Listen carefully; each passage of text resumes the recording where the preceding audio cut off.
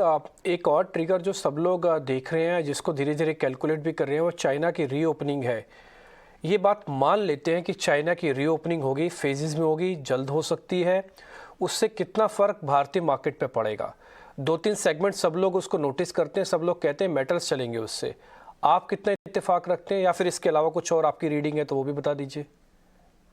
जी, China opening की बात देखिए ऐसी है कि बहुत कुछ कहना बहुत मुश्किल है, क्योंकि ये एक ऐसा सॉर्ट ऑफ सीक्रेट बॉक्स है, इसके डिटेल किसी को नहीं, हम लोग अंदाजा लगा सकते हैं। तो ये कहा जा रहा है कि चाइना रीओपनिंग से वहां पे कंजम्पशन बढ़ सकता है वहां पे। पर मेरा ये मानना है कि चाइना काफी समय से आई मीन ऑपरेशनल तो था ही, बट अभी जो मोबिलिटी बढ़ी है उससे हो सकता है कंजम्पशन में बढ़ावा आ जाए। इंफ्रास्ट्रक्चर बिल्डअप कितना होगा वो सरकार की वहां की पॉलिसी के ऊपर निर्भर करता है, जो कहना मेरे लिए बहुत मुश्किल है। पर ये हाइपोथेसिस की जा रही है कि हो सकता है सारे कमोडिटी प्राइसेस चाइना रीओपनिंग की वजह से ऊपर चले जाएं। अ, अ, मैं ये मानता हूं कि अगर कमोडिटी प्राइसेस ऊपर जाते हैं तो आई थिंक सबको तकलीफ होगी, पर एक साइड चाइना रीओपनिंग है, दूसरी side global demand slow down है। तो अगर आप देखेंगे तो नेट नेट इफेक्ट शायद बहुत ज्यादा इन्फ्लेशनरी नहीं होना चाहिए।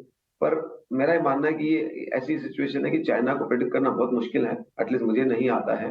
तो आप देखते जाइए, उसके बेसिस पे हम कोई ट्रेड नहीं करते, हम तो खाली इंडिया का देख रहे हैं। और इंडिया में मुझे लगता है अगले 3 से 5 साल में बहुत बड़े पैमाने पे वेल्थ क्रिएशन साइकिल हमारे सामने है। तो इसलिए उन कंपनियों को पे फोकस करें जिसका इम्पैक्ट ज्यादा इससे ना हो, और होगा तो भी वो एक ट्रांजिएंट होगा, टेम्परेरी होगा।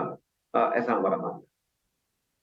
विकास, आपने ये जो बात बोली कि नेक्स्ट 3 से 5 साल या इवन बियॉन्ड, क्योंकि अब बहुत सारे इन्वेस्टर्स डेकेडल थीम्स ढूंढ रहे हैं और व्यू लेके बैठे हैं कि हम 10 साल से पहले हटने नहीं वाले हैं।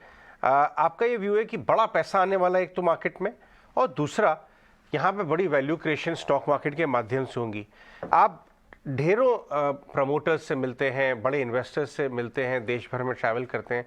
ऐसे कौन से साइंस आप ऑन ग्राउंड पिक कर रहे हैं जिसकी वजह से आपका ये व्यू है?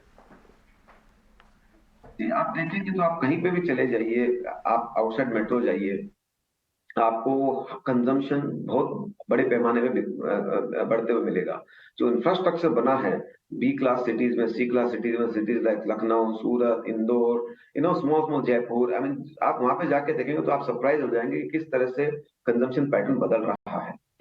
ये एक और उन्हीं शहरों में आप देखेंगे तो एक एंटरप्रेन्योरशिप ऑल्सो बहुत बड़ी पैमाने में बढ़ रही है। आज की डेट में आप देखेंगे तो काफी बड़ी बड़ी कंपनियां छोटी सिटीज से आ रही हैं। ये क्या दर्शाता है कि एक नए नए बिजनेस मॉडल इनोवेशन वहां से हो रहे हैं।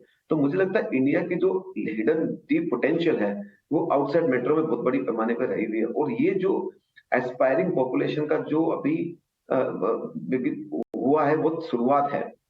इंडिया यंगेस्ट पॉपुलेशन है, हमारी वर्किंग पॉपुलेशन बढ़ रही है, 28-29 साल की हमारी मीडियन एज है वर्किंग पॉपुलेशन की। सो वो एक उनका प्रोड्यूसिंग क्लास भी है और कंज्यूमिंग क्लास भी है।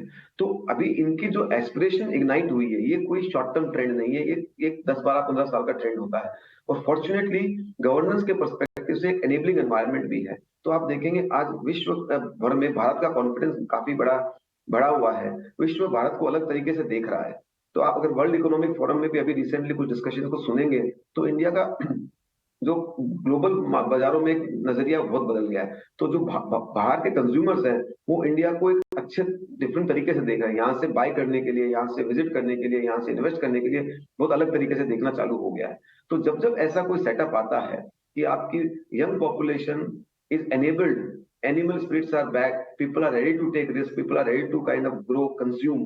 तो ये सारे फैक्टर्स जब साथ में होते हैं, supported by global stable political environment, governance environment, ये एक काफी अच्छा जब कह सकते हैं कि सारे स्टार्स अलाइंड हैं।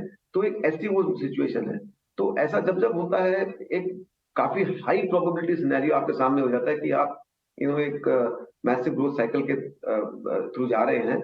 और वो मुझे लगता है हमारे जो 2 से 5 ट्रिलियन डॉलर की इकोनॉमी की जो ग्रोथ साइकिल है एंड बियॉन्ड, फॉर्चुनेटली सरकार ये भी अगले 25 साल के भी सोच के प्लान बना रही है। ये शायद बहुत कम समय में होता है। तो मुझे लगता है ये एनवायरनमेंट बहुत अच्छा है इंडिया के लिए। और जब जब ऐसा होता है वेल्थ क्रिएशन होना काफी स्वाभाविक है। ये वो आउटकम है, इसमें कोई ज्यादा निसंदेह नहीं रहता है।